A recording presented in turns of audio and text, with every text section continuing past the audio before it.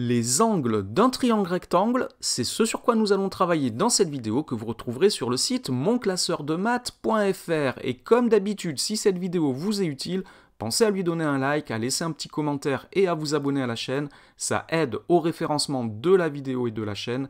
Et moi, ça m'encourage à en faire encore plus. Alors, je vous rappelle tout de suite la définition d'un triangle rectangle. Un triangle rectangle est un triangle qui possède un angle droit, j'en représente un ici.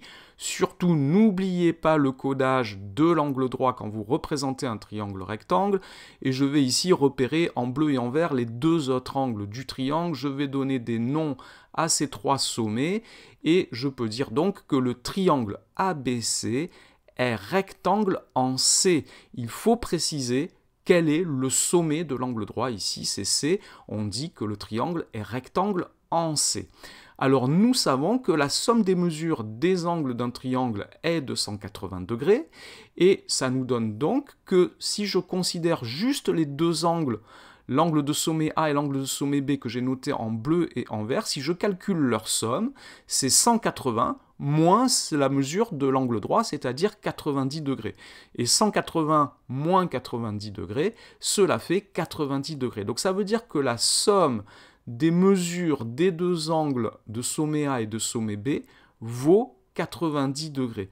Et ça veut donc dire que ces deux angles ont leurs mesures qui sont plus petites que 90 degrés, puisque leur somme vaut 90 degrés. Ça veut donc dire qu'il s'agit de deux angles aigus.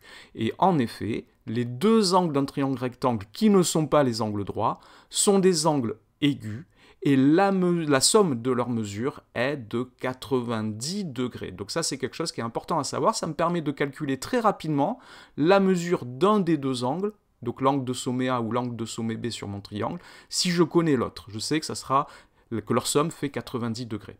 Alors maintenant, en parlant d'angle droit, vous avez normalement dans vos affaires de maths une équerre qui est l'outil qui nous permet de construire les angles droits ou de vérifier si un angle est un angle droit. Et il y a deux types d'équerres qui sont le plus souvent utilisés, que je vous ai représentés ici.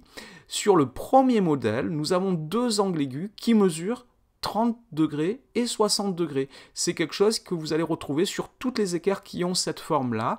Normalement, vous n'allez pas trouver d'autres mesures. Et ça peut vous servir pour mesurer ou pour comparer un angle avec 30 degrés, 60 degrés pour vérifier une construction, par exemple. Si vous devez construire un angle de 30 degrés ou 60 degrés, utilisez le rapporteur et vous pouvez utiliser votre équerre pour vérifier que votre construction est juste. Ça peut vous permettre aussi de comparer des angles avec un angle de 30 degrés ou de 60 degrés, savoir si un angle qui est déjà tracé est plus grand ou plus petit que ces deux mesures.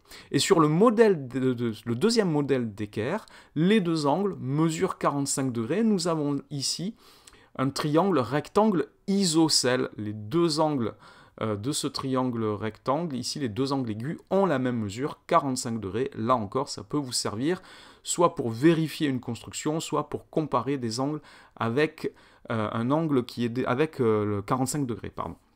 Donc voilà ce qu'il faut savoir sur les angles d'un triangle rectangle. Cette vidéo est maintenant terminée. Merci de l'avoir regardée et à bientôt pour d'autres vidéos.